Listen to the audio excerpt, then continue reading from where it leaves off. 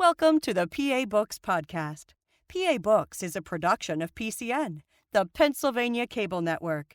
This program features interviews with authors of books on Pennsylvania people, history, sports, business, nature, and politics. We hope you enjoy this podcast.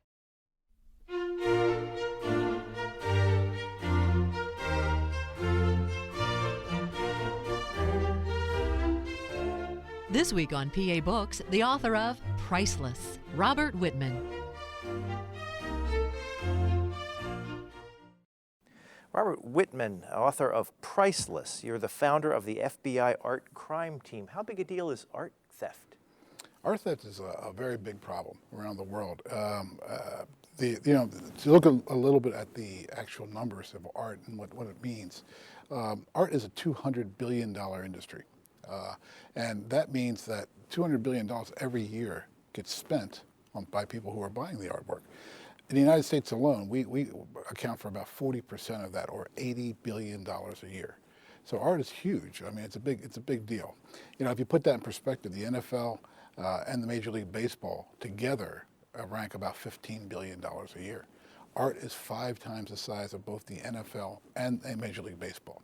So, when we say that, we talk about art and the fact that art is unregulated. I mean, even, if you look at Major League Baseball and the NFL, they have commissioners, who make rules, and there's a lot of rules that are followed. Same with real estate commissions, same with the SEC and the FCC, all have regulatory bodies. Art has nothing. It's just basically a wild, wild west out there. So art crime is a rather large industry in the world. It's considered about fourth by Interpol as far as crimes are concerned, about $6 billion a year, and it's one of the 4th largest international criminal activities. So it's a big deal. Now, in movies, you see art thieves portrayed by people like Cary Grant. Right. Did you encounter anybody in your career doing this that was that kind of sophisticate? Well, we like to think movies portray a romanticized version of a lot of things, and they like to romanticize art theft because they like to portray Pierce Brosnan as Thomas Crown and Cary Grant and like in Catch a Thief or Sean Connery with in the movie Entrapment, and these are all stylized, romanticized ideas of art thieves. Truthfully, I've never actually seen that situation. The art thieves that I caught over the years, over 20 years of my career, were basically criminals who were, some of them were in love with the art, but to the point where they would still sell them. Others were basically just criminals who were involved in many different criminal activities. Art thieves are not necessarily art thieves. What they are criminals who are doing many different things: auto theft, money laundering, drugs, selling drugs. Art just happens to be a crime they just committed. So they're looking to sell the art and make money. That's what it's about. It's all about making money. How'd you get involved with this? Well, I was an FBI agent for 20 years. I retired in September of 2008. I started in 1988. And when I first came to Philadelphia as an FBI agent, one of the first cases I was assigned was a theft from the Philadelphia University of Pennsylvania Museum of Anthropology and Archaeology. And that particular piece was a large crystal ball. It was the second largest crystal ball in the world. It was collected by the university back in the 1930s. It was owned by the Dowager Empress of China. And that particular piece was taken along with a 5,000-year-old Egyptian artifact, a statue of the god Osiris. So when I first came to Philadelphia as an FBI agent, I was assigned that case. And I was assigned to work with another older agent who was my training agent. His name was Robert Bazin, and Bob was the art theft investigator for the Philadelphia office. So it was a natural situation where we worked together. We were able to recover that crystal ball. It took about 2 years, but we were able to recover that, and also the god Osiris. And at the same time, it just so happened that when I got here, there was another theft right from the Rodin Museum in Philadelphia. And that was a famous sculpture by Rodin, the sculpture. And it was called The Mask of the Man with the Broken Nose. So again, in that particular case, Bob and I worked together, and within 6 months, we were able to recover that piece and actually catch the thief. It was on, I believe it was on Walnut Street. When we arrested him, he had the same pistol on him that he had when he had done the armed robbery of the museum. So as a result of that, I was sent to the Barnes Foundation in Lower Merion, where I did a study of art history, and from there on out, for the next 18 years, I was involved in art theft investigations for the Bureau. Were you an art lover before you started this? Not so much an art lover, but I did have a background in the business of art. That's one of the things I speak about in the book, is that there's two types of art interest. One is the romanticized history of the artists themselves, and the interest that people have when they look at art history and they think about that type of thing. The other is the business of art, and this is what we're talking about here. I mean, it's a huge business. So when I was a young man, my parents were in the art and antiques business. My dad had antique stores in Baltimore on Howard Street. And what he did was he sold Oriental art, at the time called Orient, now Asian art. Actually Japanese ceramics and prints and pieces of that nature. So I grew up in the business. And that's how I was able to be in the business, to know how to do an art deal. Because working undercover in the organized crime area of art, it's all about making the art deal. You write a lot in the book about being undercover. Do you remember the first time you went undercover in a Oh, sure. case? Yeah. You always remember your first girlfriend and your first undercover. That's the two things, maybe, huh? The first time I really went undercover was in 1995. We got a call in the office in Philadelphia at the FBI from one of the jewelers on Jewelers Row. An individual had gone into the store and had bought $10,000 worth of diamonds, and was asking at that point for another $1 million worth of diamonds, loose diamonds. And he explained that he supposedly was a operative for the CIA in Europe, and that was how he was going to pay his, quote, informants in Europe with these loose diamonds. Well, something didn't sound right about that situation. So the jeweler was very smart and heads up, and he called the office. And I got the call, and he said, is it true? He showed me a badge, and he showed me a picture of himself with his CIA credentials. And I said, well, that's not true. That's not going to be. They don't walk around with the badges and CIA credentials when they do these things. And he would never have told you that. It doesn't sound right. So we did an undercover operation at that point, where I posed as a courier to take the diamonds and deliver them. Okay, on Monday morning. This was a Thursday afternoon. On Monday morning at a hotel on Roosevelt Boulevard in Philadelphia, and I had made contact with the individual. We had talked about these diamonds. Actually, in the end, it was about $15 million worth that he wanted, and so I created a situation where we got a number of CZs, fake diamonds, and we put them together and to make it look like it was real. We talked about it, and he asked me, when you come, are you going to be wearing a handcuff? Are you going to have the briefcase handcuffed to your arm? And I said, yeah, I think I will. And it sounded a little strange to me that he would ask me that. But as it turned out, so we thought about it, and we had everything set up. I went and did the delivery on that Monday morning, and he came downstairs when I called him into the lobby. And he was wearing a heavy coat. And he was inside. He was in a room. So it was strange to me that he would be wearing a heavy coat. The idea was to go upstairs to his room and do this deal and catch him and see what was going on. So I got a little bit, not afraid, but alarmed by this heavy coat. So I called it in right then. And when we walked through the lobby, the agents came in and pounced on him and were able to arrest him. And it was a good thing, because he had a hatchet and he had a gun. And the point was, he was going to take me up to his room. And remember, he asked me about the handcuff. Well, the hatchet was to cut the handcuff off, maybe cut my arm off, and try to steal the diamonds, the $15 million in diamonds that he thought he was going to have. He actually had $15 million in bearer bonds. That were fake. They were all fake. But that was the plan, and the idea was it was just simply a robbery, and that was what it was going to be. He was prosecuted, got 5 years in prison. That was my first undercover case, working in that situation. One thing I learned from that was that you don't want to do things on Monday morning, because it gives you the whole weekend to sit and think about it. And it's better to do things quickly. I learned from. Let's see. You have the. I don't know if I have it marked here. You say there's two principal rules about being undercover, and one is don't work in your own hometown, and the other is what is about the name you used. You use the same name all the time? Well, there are some rules. Yeah, I mean, one of the rules that not a rule, but one of the things I thought was important was always to use your real first name, which is something I did throughout my career. It's not a rule. It's just what I do, and the reason for that is because if you run into someone who knows you, they might say, your first name. They might say Brian, hi Brian, or hi Bob. And in fact, it happened to me. And that stands, and you might be with people that you're working undercover with or against. And so if that's the case, then it's not a mistake. You know, it's not going to be an alert to anyone. And it's easier to remember your first name. That's the main thing. The second part was... oh, I did find it. Yeah? It's keep the lies to a minimum. Exactly. And avoid working in your hometown. So did you use, is it Robert Clay was your? Yeah, Robert Clay was the name I used up until about 2001, right? And yeah, that's and working in your hometown. I know many police officers who work narcotics and do those types of investigations can't do that because they're local police officers and they have to stay within a designated area. So it must be very difficult for them. As an FBI agent, I made it a rule for myself not to work in Philadelphia. For long periods of time undercover because I have family and I didn't feel like it was a necessity for me to do that.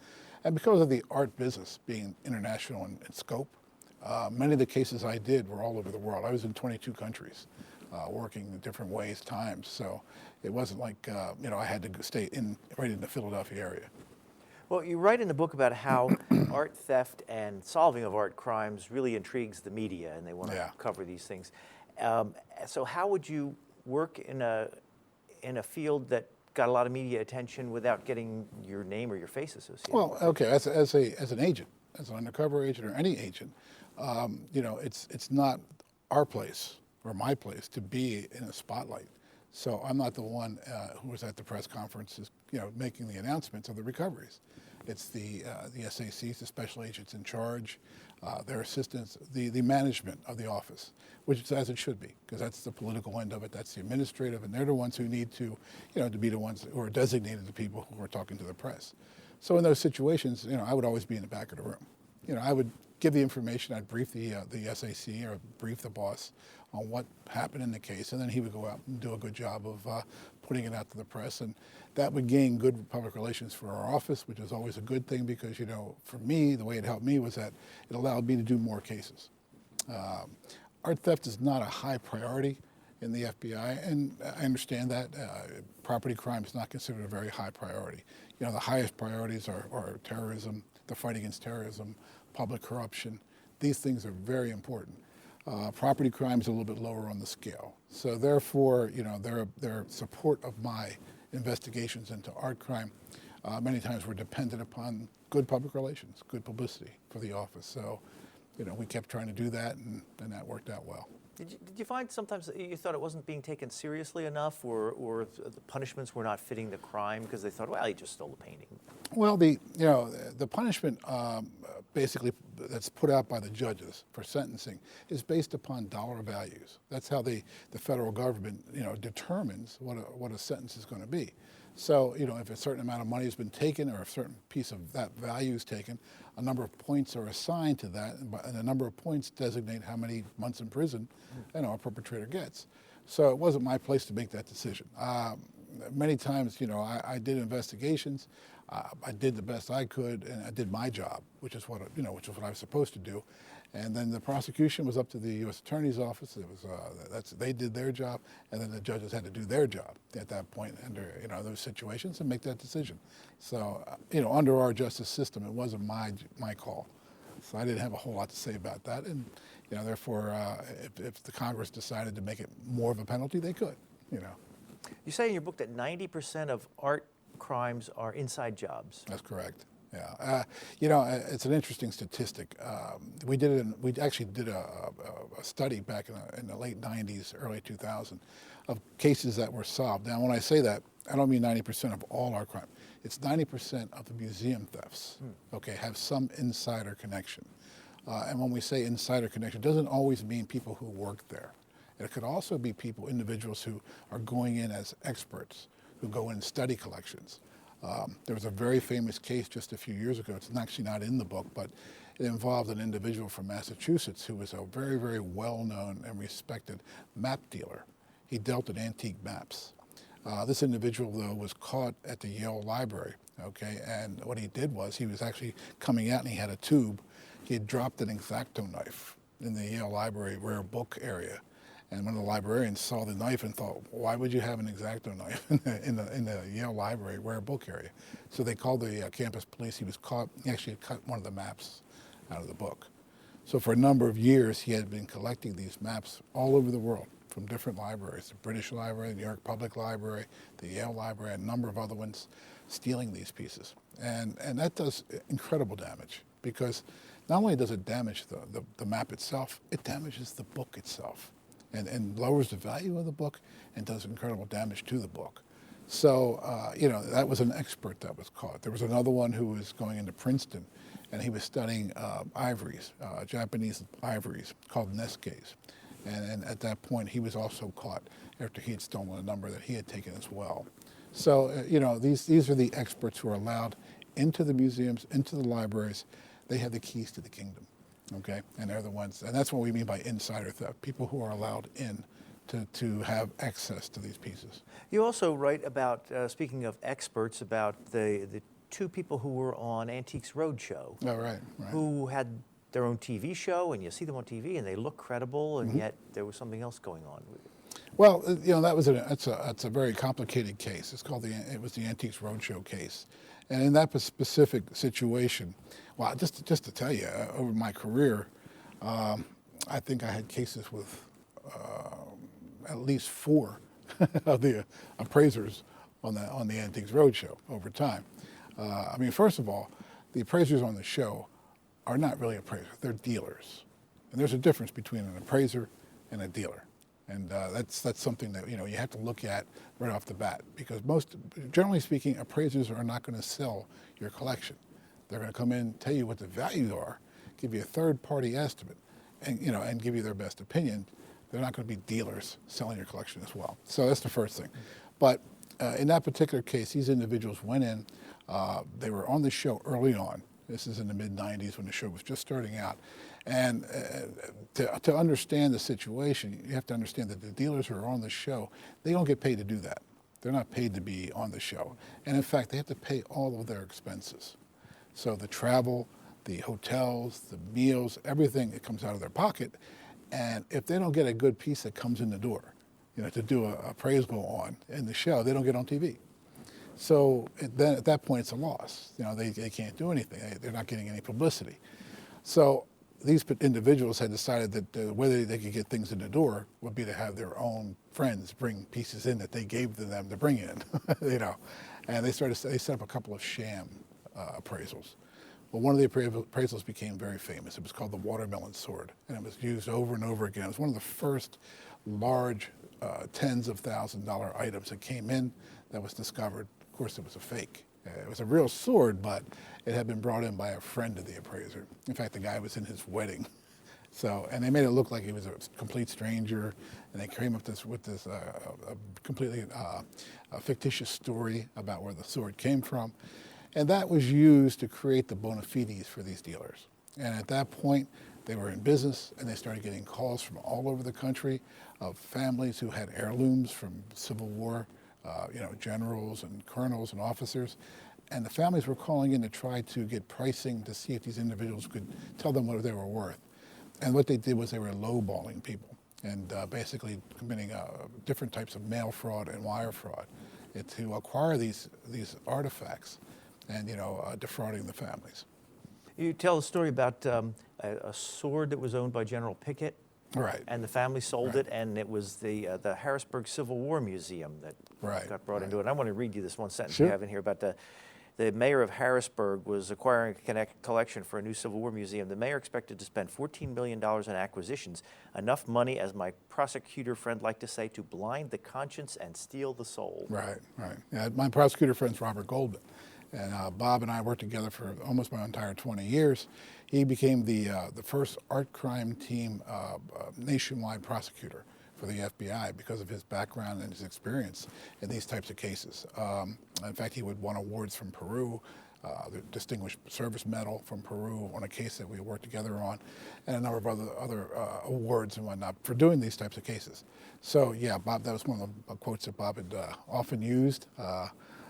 And I heard that and I agreed with him that sometimes when people spend enough money, it does blind the conscience a little bit. So how would they lowball and make money off of that? Well, they would lowball. Well, what happened in that specific case is they lowballed the Pickett family, okay? Told them that they were representing the museum and said they were the actual representatives of the museum and that the museum was going to pay X amount of dollars. That's all they would offer because that's all they could do. And they were getting a 10% cut, from that. That was what they were going to be making. And then they turned around and they charged the museum 10 times what they paid for the pieces. So they, the difference was, $800,000 versus 80. At what point is that fraud, and at what point is just shrewd buying and selling? Well, when you use, when you use the mails and you send letters that are fraudulent, that are fake, that are lies through the mail to convince someone to do something, then if it can be shown that these are fraudulent letters, these are fraudulent claims, then it's mail fraud. And that's what happens. It's the use of the mail to further a conspiracy to defraud someone. How often were you in a situation where you had a suitcase full of money and the art was there and the bad guys were there and you were in a hotel room and the doors burst open and it was the FBI coming in? How many times?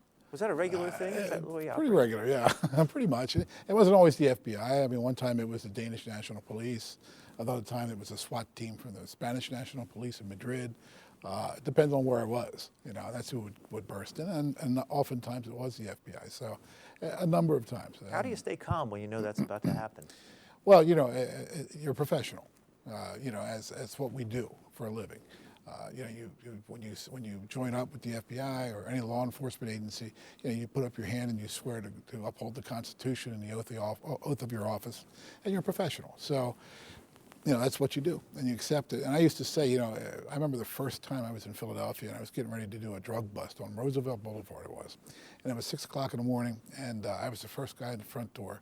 And my partner, Tom Wittman, he had a sledgehammer. He was getting ready to break the door in. It was the first case I was involved with, and I was the first guy in the door on this drug house. Well, he hits the door, and it doesn't open. And he hits it again, and again it doesn't open. It had 4 or 5 locks on it. Finally, he smacked it hard enough with the sledgehammer that it went, but by then, of course, all that noise, I'm thinking everybody's awake. So I go in the door, and all I'm thinking is, well, you put your game face on, and you go. And that's what you have to do. I mean, it's just like anything else. You forget about what could happen, what might happen, and all that. You put your game face on. This is what you swore to do. This is your oath of office, and you move, and you just go do what you have to do. In that case, it was interesting. They had put a couch in front of the door, and it was dark. So when I went in, I just tumbled right over the couch with a shotgun. And luckily, nothing happened, and they hadn't woken up with all that noise. They were still all sleeping on the floor. So it worked out fine. Why'd you become an FBI agent in the first place? I think it's because when I was younger, a child in the 60s, I grew up in 2 ways. My mother was Japanese, and my dad, he met her during the Korean War. He was in the Air Force, and he actually had served in the Navy in World War II and was on a light cruiser in the Pacific, and fought the Japanese, interestingly enough. And my mom, of course, was in Japan. Her brothers were on the Japanese side. It's almost like a Civil War story, from the Civil War, because you have the North and the South. Well, this was the Japanese in the United States.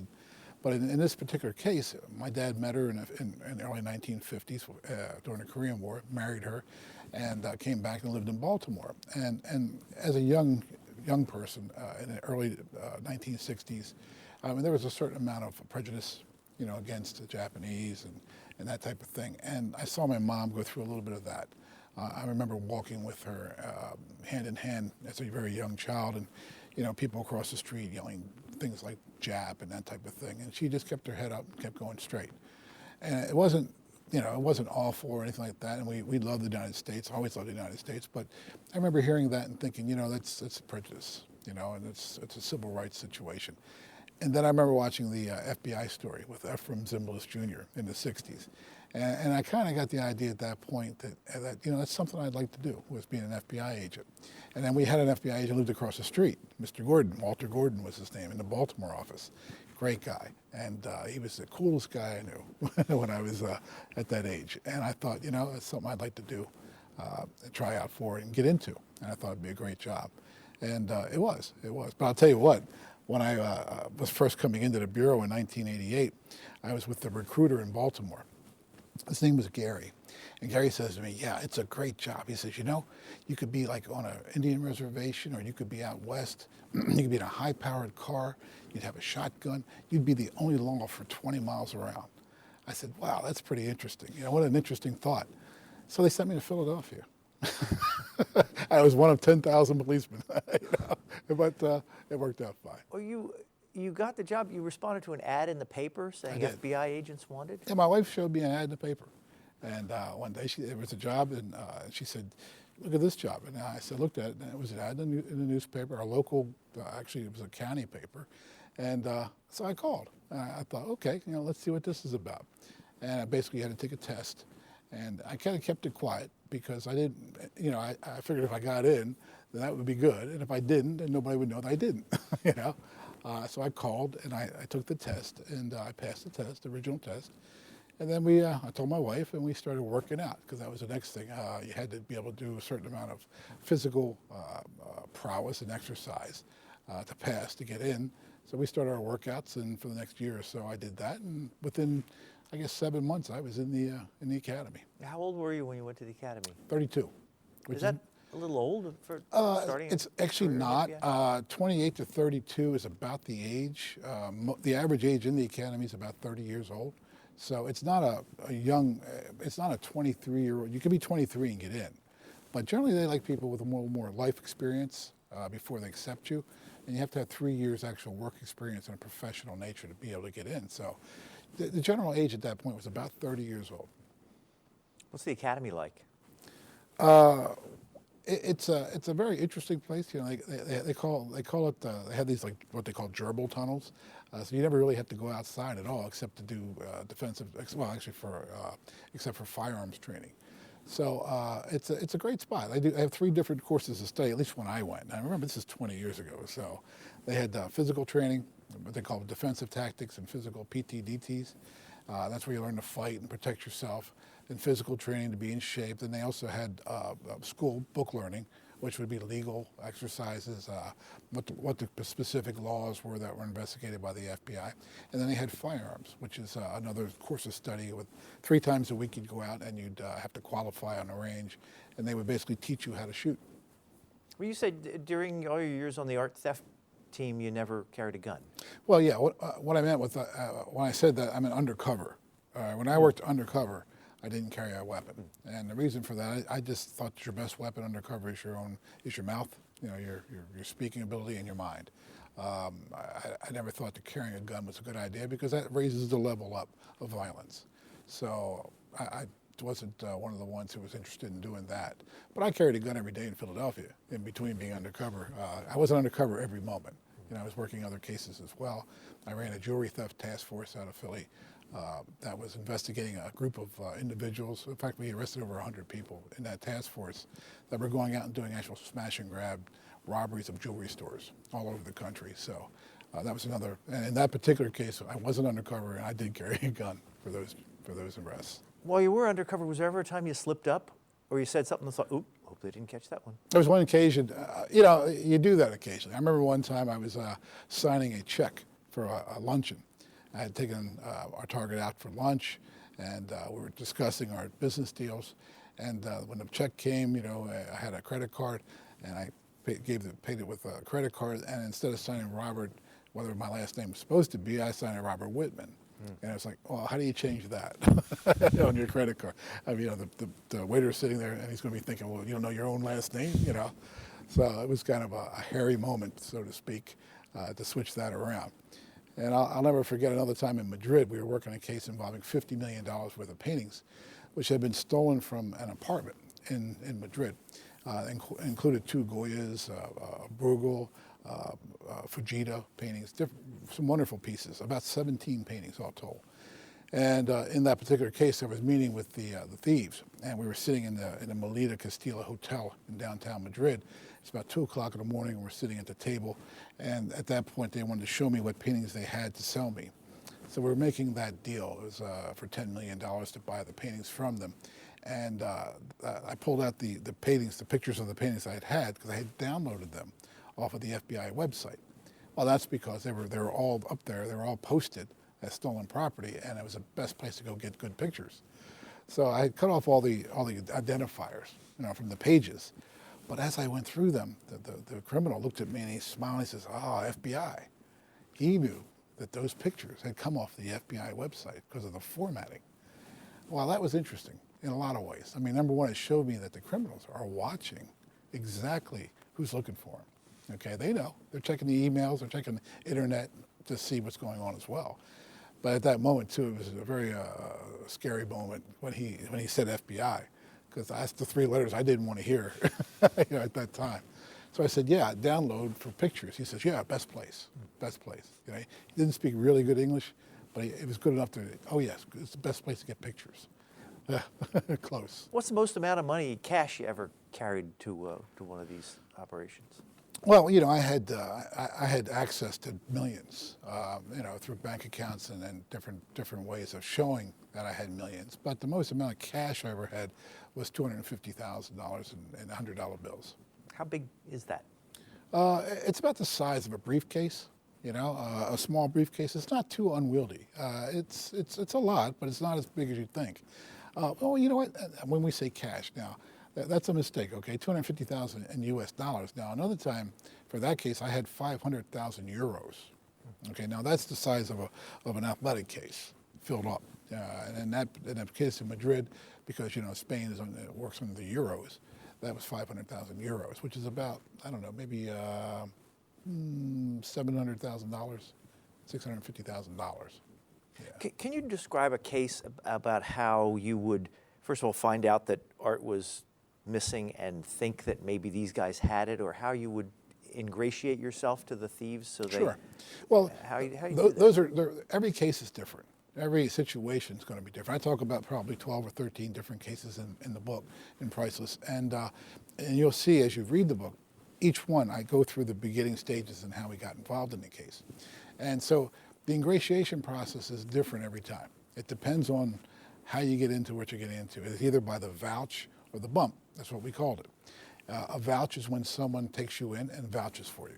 And they say, we know this guy, he's a legitimate dealer, he's into the criminal art side of the market, he's got the money, he can play the game.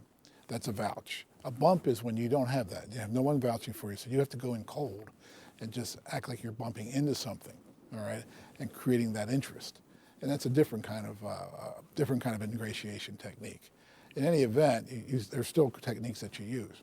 Once you get into the past the original bump or vouch stage, then there's a number of different interview techniques and ways of ingratiating individuals to want to work with you. Because what you have to do in an undercover situation is have someone want to do business with you in criminal activity. And sometimes it's very difficult to make that happen. And there's different techniques that you can use to make that happen. I talk about those in the book as well. Now, would you be posing as a go-between to a rich person who wanted to buy it, and would they be the people who actually had the paintings, or would they be go-betweens? They work both ways. Oftentimes I did work with go-betweens, but the point there was to get past the go-between. You try to do that as quickly as possible and get right to the target. All right, that's the idea. And as far as me, I would pose as I posed as a authenticator for organized crime, as an art expert authenticator. I posed as an actual dealer, okay, who was trying to do shady deals. I posed as a professor, of art who was interested in a specific type of artwork. So it depended, and I also posed as a buyer who knew nothing, and therefore was an easy target to be made into. So it all depended on what the specific type of case was and what I was supposed to be doing in that particular case. Generally speaking, I tried not to be the buyer because that makes it difficult. Because if you're the buyer, then there's no reason why you just don't pay the money right away. If you can kind of stay away from that specific job, that specific storyline, it's better off. But sometimes I was, depending on the situation. How did your whole career turn into a book? How did you decide to write a book about it? Well, I found that, again, we had talked earlier a little bit about the fact that, art crime and property crime is a low priority for the FBI, for most police departments. And I feel that art crime should be a little bit higher priority. you know, I understand that, you know, a stolen car is one thing, but it's a big difference between a Chevrolet and a Monet, okay? And it's not just the money. It's also the fact that, you know, the Chevrolet is replaceable, the Monet may not be. You know, these paintings, these artworks, these sculptures, they're pieces of cultural history and heritage that, you know, belong to all of us in the world, not just in countries or museums or libraries or a specific gallery or person. They belong to all of us. They're all pieces of human genius that, you know, that we can all enjoy and learn from. And I just felt that, you know, with the book, I thought it'd be a way to get out there and try to bring some of this interest and some of this knowledge to the general public. So I tried to write a book that was not an art history book. It's not a, you know, it's not a tome. It's not one of these, you know, large art history books talking about the artists' lives and that type of thing. And it's not a true crime book either. It's not a dime store novel. What it is, I tried to make a book that bridged that gap, okay, to the general public, so they would look at it and be entertained, enjoy it, but maybe even learn something, you know, and a little bit about art and about how we do these investigations and how important it is to conserve, to protect, and have our art be secure. And that's kind of what I wanted to do. Who buys stolen art? Well, that's a great question. From my experience, for 20 years, it was the police. You know? People always ask me, you know, what's a wonderful stolen painting worth? And I always tell them it's worth about 5 to 10 in federal prison. That's the answer to the question. And as I say, I've found many times that, you know, the true art in an art heist is not the stealing, it's the selling. Okay, you could steal it, but what are you going to do with it afterwards? And that's always been the problem for these criminals. We usually recover these pieces when they come back to market. And what we mean by that is either through auction many years down the road, or a third party gets it, tries to sell it, doesn't know it's stolen, or when they try to sell it to the police, you know, like we did. So it's really difficult to sell the art, and that's always a problem. So what do they do with it? One of the things that they do with it, they being the criminals, is they steal the artwork, not so much in the States, because it doesn't work for them, but in Europe. They'll steal the artwork, they maintain it. If they can sell it, they will, if they can try to move it, but usually they can't, because I know, because I was working undercover for 2 years in France, I found at one point they were offering me 75 stolen paintings from all over the country, you know, that they had. What they do is they hold it until something else happens. In other words, they get caught doing another crime. And then at that point, they bring it out and they use it as a get-out-of-jail-free card. And they try to give it, you know, to the police or whatever, make a deal to get a lesser sentence for the return of the paintings. So it's basically it's an insurance policy. Did you come across any situations where where there was a very famous painting that some Bond villain type guy kept behind a secret wall in their house? I call it the Dr. No theory, you know? That's that famous movie from 1962, where Dr. No has the painting inside his cave, and James Bond walks by and goes, "Oh, I wonder what happened to that," because it had just been stolen from the Albert Victoria Museum or something. I never saw that. I should check that. I never saw it in that kind of situation where, you know, you see this mastermind criminal who's doing all kinds of other activity. He's got one painting that he loves that he kept in his cave, okay? There was a case, though, where an individual in Philadelphia was basically involved with another person for stealing these historic items. The Historical Society in Pennsylvania had a problem in the late 90s where they were missing 3 fabulous presentation swords owned by 3 of the generals at the Battle of Gettysburg, General Meade, Humphreys, and Birney. These swords together were worth in a range of $700,000, and they went missing.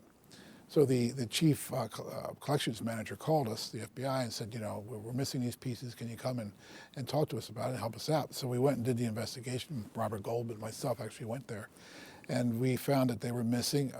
Eventually, we were able to trace them to a collector in Delaware County, PA, who had a row home there. We went upstairs to his home and opened the door, and he had knocked out one of the walls of the two bedrooms that were together, knocked out one of the walls. And when you walked in there, Brian, it was one of the best military museums in the country. When we looked around and saw what he had, over the course of 7 years, he had paid money to one of the janitors at the museum. At one piece at a time, he was stealing them. He had stolen more than 200 items, you know, including these 3 swords. All these pieces were missing. So it was December the 23rd. I'll never forget calling the collections manager. Her name was Kristen. And I said, Kristen, do you believe in Santa Claus? And she said, you found the swords, didn't you? I said, and a few more things. So she came down right away and started cataloging. And in the end, we had more than $2.5 million worth of artifacts that were stolen from the museum over the course of 7 years. And it included pieces like John Brown's rifle that he carried at Harper's Ferry, of course the presentation swords of George Meade from the Battle of Gettysburg. There was a ring there that was owned by a lieutenant from the Navy with a lock of George Washington's hair in it, and he was killed in the Barbary Wars, as well as a tea caddy that was actually with George Washington at Valley Forge. So this was, immensely historic material. And the museum didn't miss it?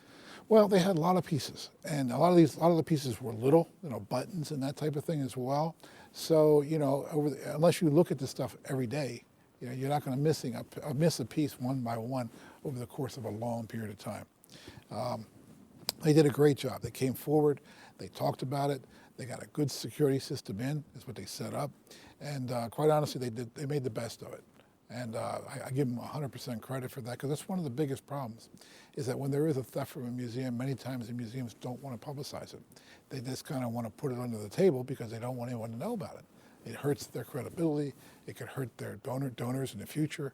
So they kind of whitewash things. And unless it's reported, we can't get it back.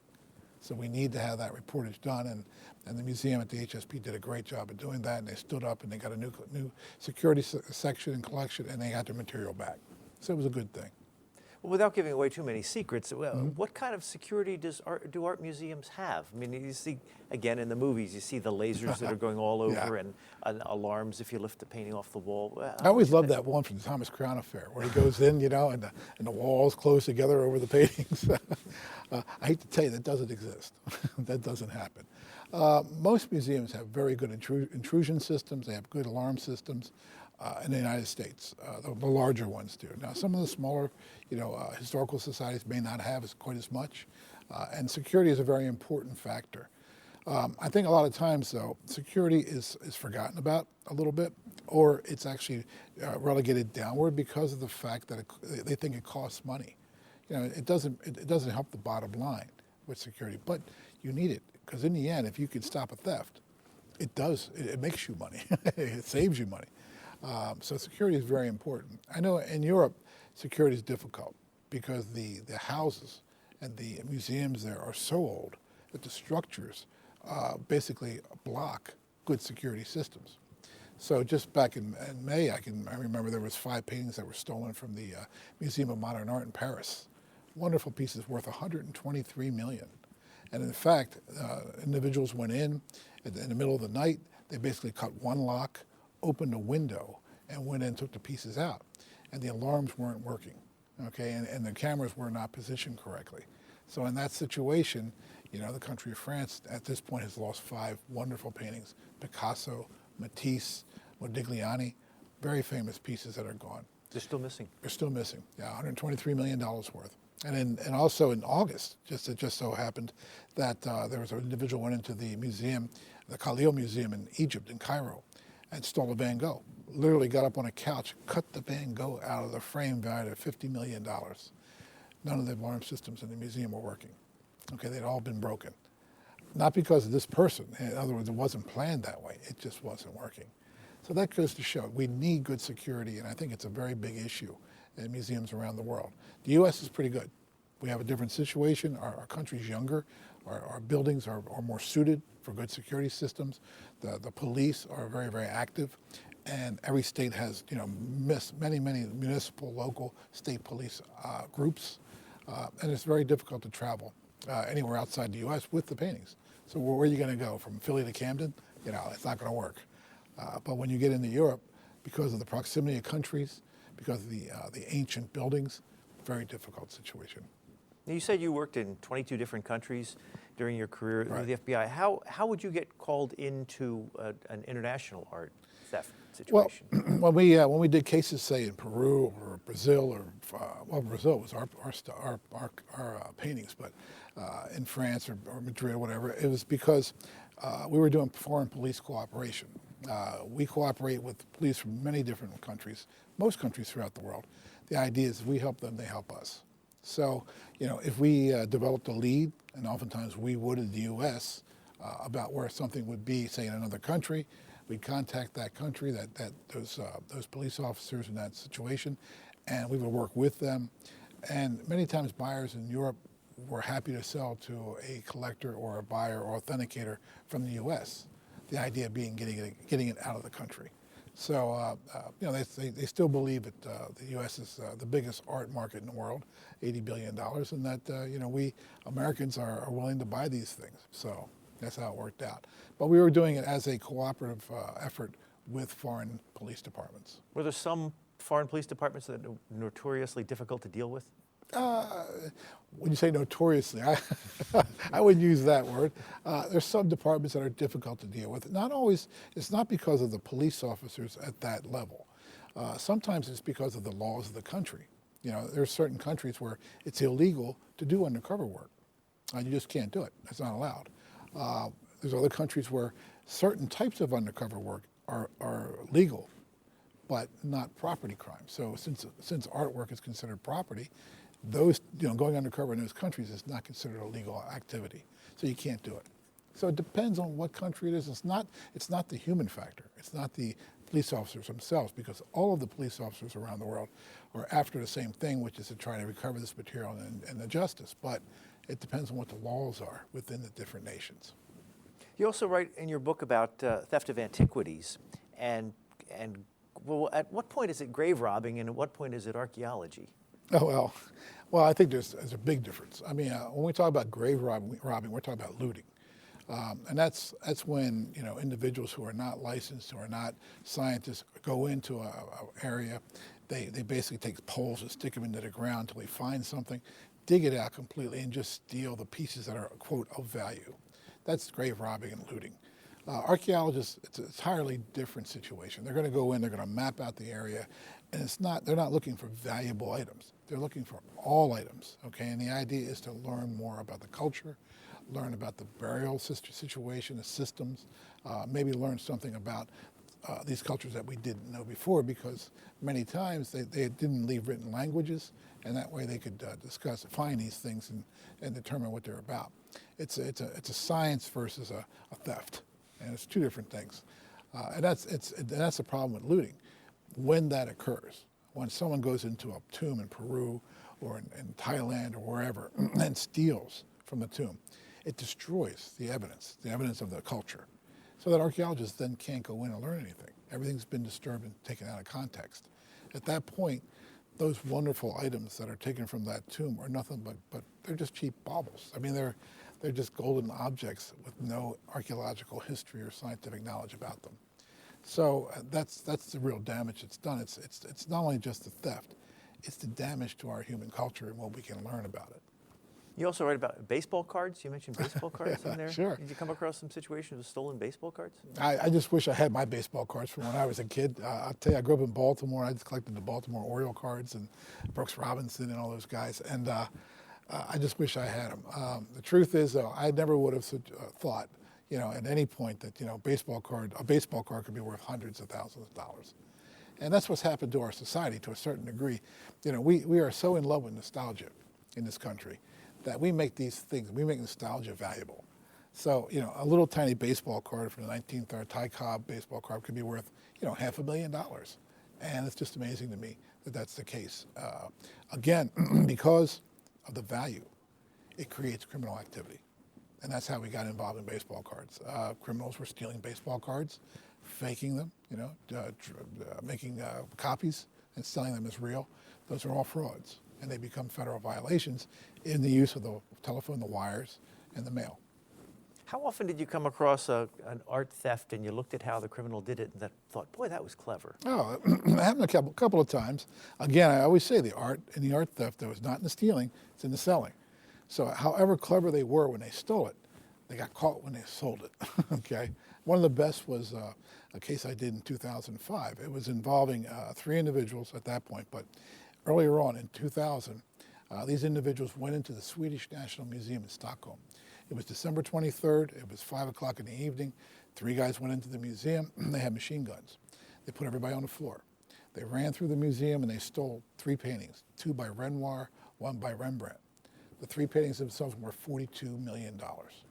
Now, as they were doing that, they set off 2 car bombs outside the city of Stockholm, which blocked the main roads leading to the museum, which was on a small peninsula leading into the river. So there was no access for emergency vehicles to come. When they made their getaway, made their getaway in a speedboat. That's when they went into the river because they couldn't go back onto the roads. Is that a good heist? It's a good Hollywood heist, you know, machine guns, car bombs, speedboats. But of course, they made one big mistake. When they pulled over off the boat to get into their van with the paintings, an individual saw them, got the number of the boat, and the next day they contacted the police. The police found out that when they spoke to the person who owned the boat, these guys had bought it, and they had paid cash. They'd done the right thing, but they left a real cell phone number. And so that was the mistake. So the police were able to identify the gang through the cell phone number. So it just goes to show, I mean, even though they do a great job with the heist, they still made a mistake in the end that brought them to the light, of the police. Well, it took us 5 years. We ended up getting all the paintings back, and Rembrandt, of course, we recovered in a undercover operation in Copenhagen, where I was an authenticator for the Eastern Organized Crime Group, sometimes called the Russian Mob, but we wanted to say the Eastern Organized Crime Group. And what I was doing there, I was an authenticator for them and trying to buy that painting for them. And they brought it to me. It was a $35 million Rembrandt, and we were able to recover that. So, but I thought that was a very, very, very good, well-executed crime. But of course, in the end, they were caught when they tried to sell it. Are there any that you tracked down for a while and you thought you had a beat on them and somehow at the last minute the sellers got cold feet and like the ones that got away? Well, throughout my career, I was very lucky with that. And I say lucky, not smart, lucky. We did recover most everything that we went after. In the end, though, there were 2 paintings. There was a Vermeer and a Rembrandt that we were looking for about 2 years that we were trying to get back. That we just couldn't, it just didn't work out. Instead, we got 4 paintings that were stolen from the museum in Nice, France, 2 Bruegels, a Sicily, and a Monet. And the Sicily, by the way, is back in the Musée d'Orsay, so anybody who wants to go see can go. It's back there. And also 2 Picassos that were stolen from the granddaughter of Pablo Picasso, valued at over $60 million. In that case, we got those back. Well, we couldn't get back the Vermeer and the Rembrandt, which were close and dear to my heart because they were 2 pieces that were stolen from the Isabella Gardner Museum in 1990, which still stands today as the largest single art heist in history. And in fact, I believe it's the largest single property crime in U.S. history. In other words, worth $300 million at the time, today up to $500 million. And there is a $5 million reward for information about where these paintings are today. What happened was in 1992, individuals dressed as Boston police officers went to the Isabella Stewart Gardner Museum in Boston. They made their way in, they tied the guards up, and for over an hour they went around the museum and stole 13 objects of art, took them with them, included a Rembrandt seascape. It's called The Storm Over the Sea of Galilee. It's the only one that's known, seascape that he did, and a Vermeer called The Concert. It's considered a masterpiece. It's the only missing Vermeer in the world. So these pieces are out there, and that's something the FBI and the individuals in Boston are still looking for. Are there any that you sort of had a good idea where they might be but couldn't quite put your finger on them? Well, it's my belief they're in France, those particular paintings. I believe they're in France and that they're being held at this point, not by the people who stole them.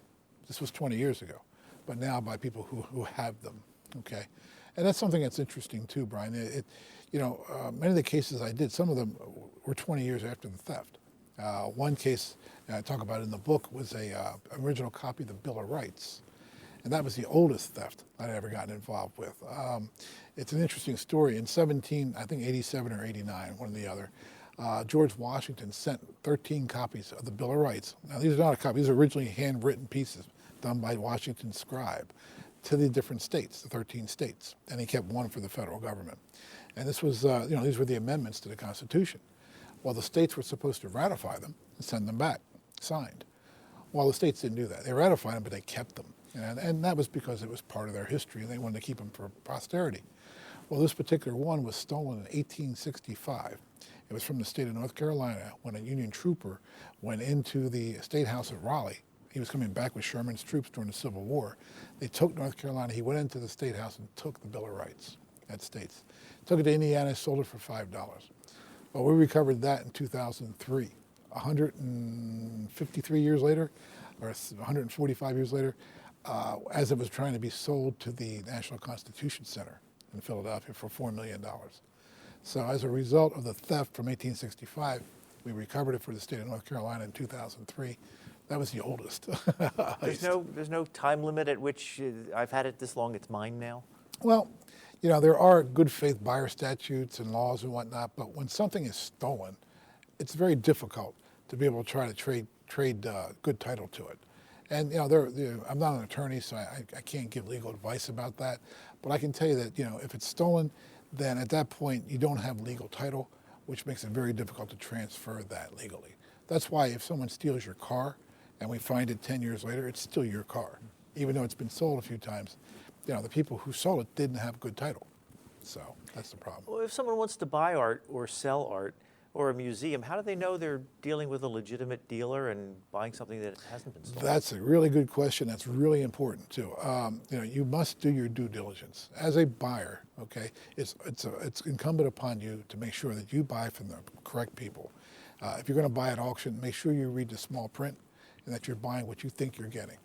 The art business, theft is one problem, but fraud is a much bigger problem. It's a much larger situation, and many more people are affected by that. What happens is people think they're going to get a good deal. And what I always say is if it's too good to be true, it's not. Okay, I'm just telling you straight up, it's not true. I can't tell you how many people come to me and say, I bought this Picasso for $2,000 on the internet, and they're not real. They're not real. If it says Picasso on the auction site, make sure it says Pablo and not Tony Picasso. Okay, just be careful. And this is a great place to tell people: do not, buy unless you know who you're buying from, and that you have total faith in that dealer. And then that dealer should offer a money-back guarantee for authenticity as well. So those things are very, very important. And also, you need to know that the piece that you're getting has good title. The person who's selling it to you can do so, okay, and transfer that good title to you. So if you're going to spend a lot of money, whatever that is to a person, you should do a title search to make sure that it has good provenance, so that you're not buying something that's got a problem in its past. It's because if you're the one who holds it, doesn't mean you could go to jail or anything like that for holding the property, but you could lose your money. Okay, that's what could happen to you. So, it's very important to do due diligence, to know where you're buying from. And if you're going to make a large acquisition, I'd also recommend that you get title insurance. There are companies out there that do that offer title insurance. People buy houses and they spend hundreds of thousands of dollars and they can't buy the house unless they own title insurance. Well, people will spend hundreds of thousands of dollars on artwork and they won't do the same thing. Well, it's just as valuable. So, I would suggest that people get that as well.